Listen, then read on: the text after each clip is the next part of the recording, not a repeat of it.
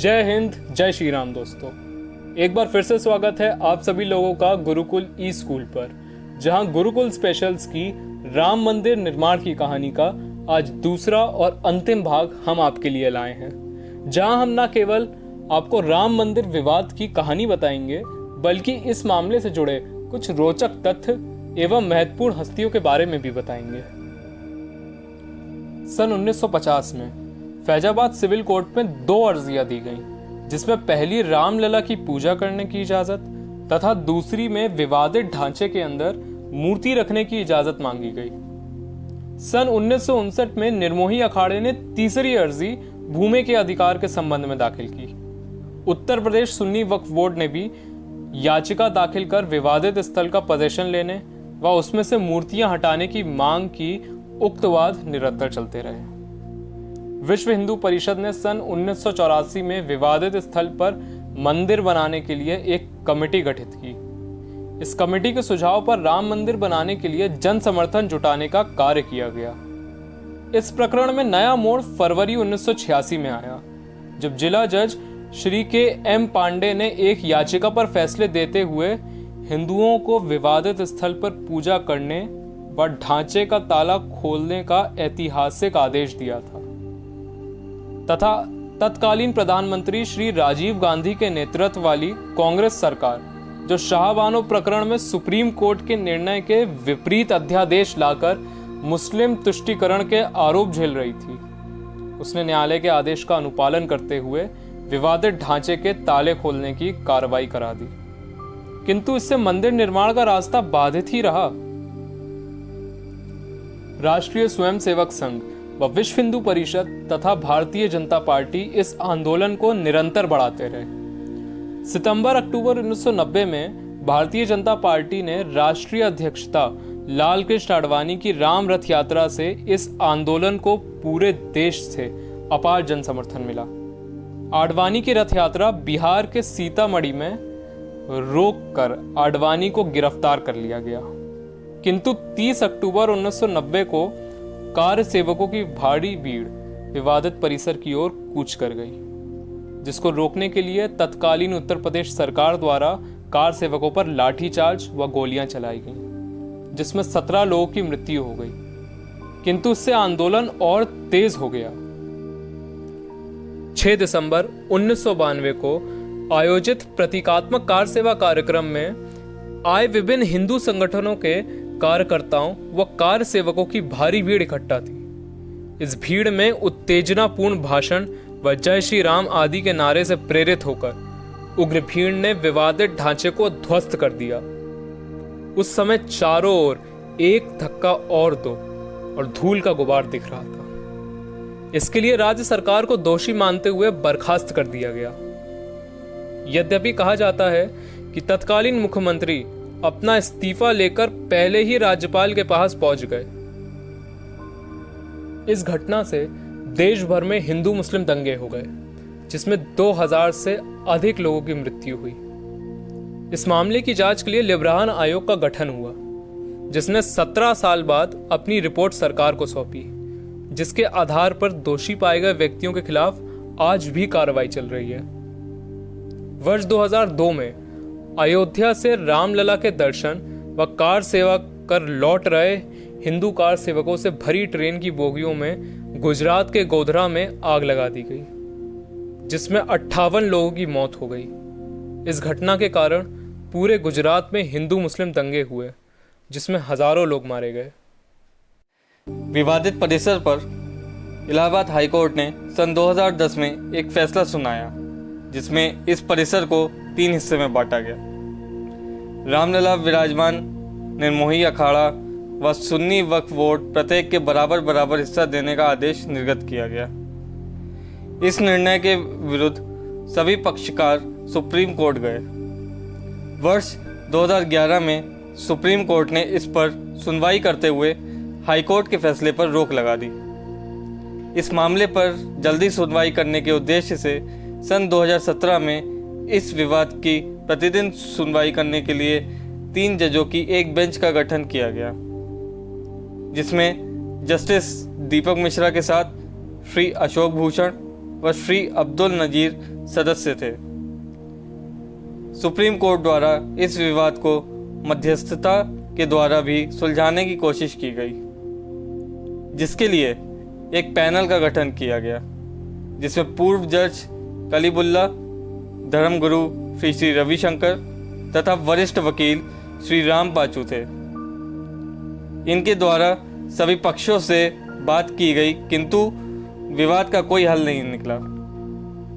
अंत में supreme court के मुख्य न्यायाधीश श्री रंजन गोगोई की अध्यक्षता में 5 जजों की बेंच ने अगस्त से अक्टूबर 2019 तक लगातार सुनवाई करते हुए उपलब्ध साक्ष्यों के आधार पर दिनांक 9 नवंबर 2019 को ऐतिहासिक फैसला सुनाया, जिसमें समस्त विवादित परिसर का क्षेत्र एक राम मंदिर निर्माण ट्रस्ट गठित कर राम मंदिर निर्माण हेतु दिए जाने तथा इस विवादित क्षेत्र से दूर किसी स्थान पर मस्जिद हेतु 5 एकड़ जमीन दिए जाने का सरकार को आदेश दिया।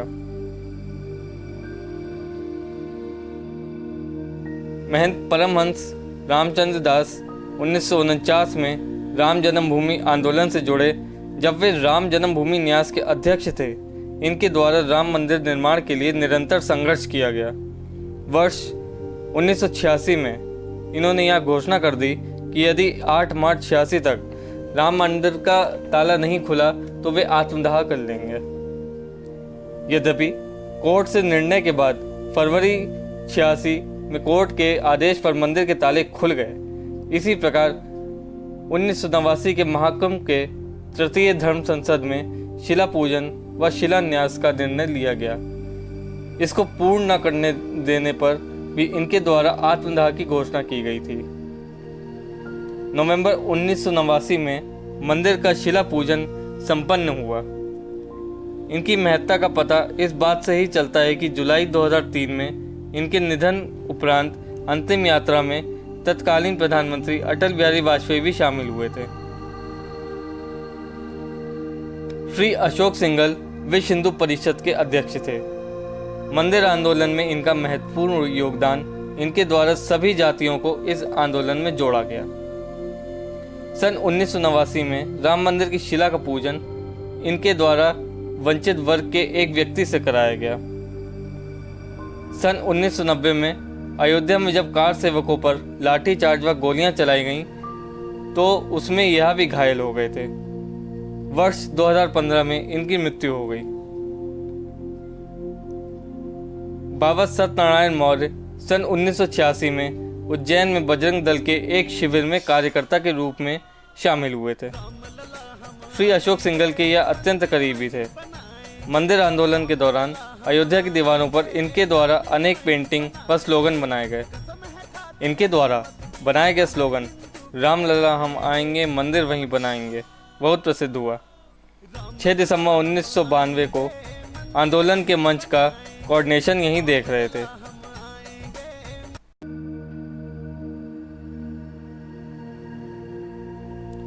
विभिन्न इतिहासकारों के अनुसार 1527 से अब तक राम मंदिर के लिए 77 से अधिक बार युद्ध व सांप्रदायिक दंगे हुए।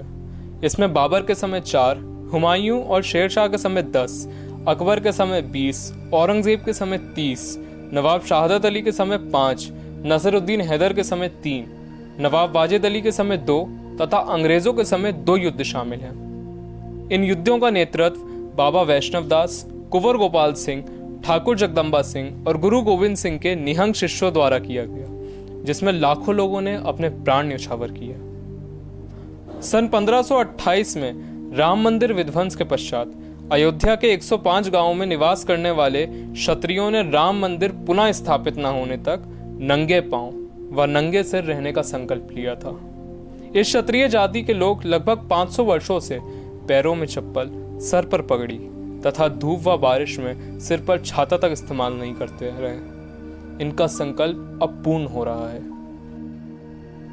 सन 1858 में राम मंदिर प्रकरण में सबसे पहली बार एफआईआर रजिस्टर हुई, जो कि ना किसी हिंदू या मुस्लिम व्यक्ति के खिलाफ हुई, परंतु निहंग सिखों पर हुई, जिन्होंने परिसर में न केवल प्रवेश किया किंतु हवन को भी सफलतापूर्वक संपन्न किया।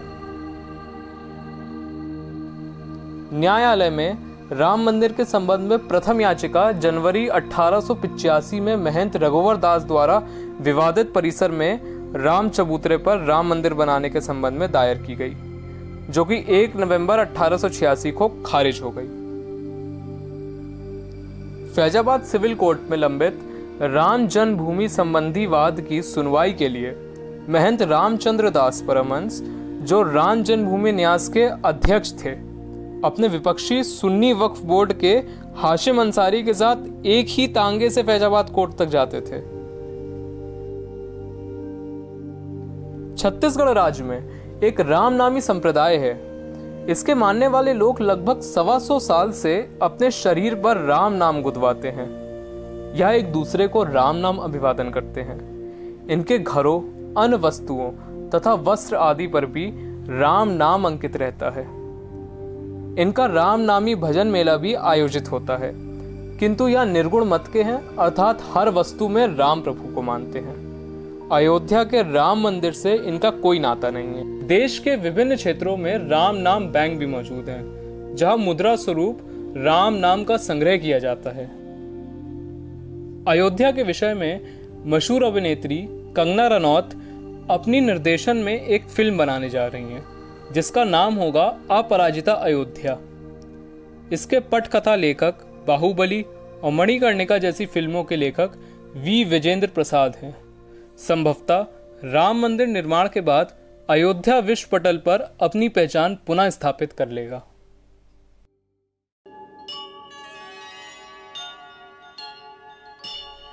सुप्रीम कोर्ट के आदेश के क्रम में सरकार द्वारा 5 फरवरी 2020 को श्री राम जन्मभूमि तीर्थ क्षेत्र ट्रस्ट की स्थापना की गई है। यह मंदिर अत्यंत विशाल, दिव्य और भव्य होगा, जिसमें 50,000 लोग एक साथ दर्शन कर सकेंगे।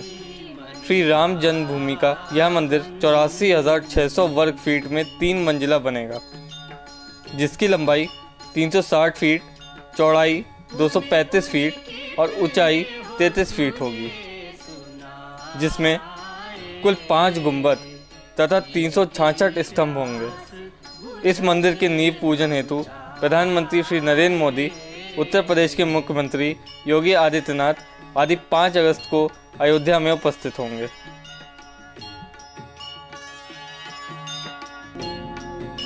तो दोस्तों, इसी के साथ राम मंदिर निर्माण की कहानी सीरीज का अंत होता है। उम्मीद करता हूँ आप सभी लोगों को ये पसंद आई होगी। आप अपने सजेशंस हमें कमेंट बॉक्स में ज़रूर दें। आप सभी के अनुभव के अनुसार ही भविष्य में हम गुरुकुल स्पेशल्स में लाएंगे ऐसी ही कुछ सीरीज़। तब तक बने रहिए गुरुकुल ई स्कूल के साथ, जहां हम आपको विभिन्न सब्जेक्ट्स भी सिखाते हैं। धन्यवाद। जय हिंद।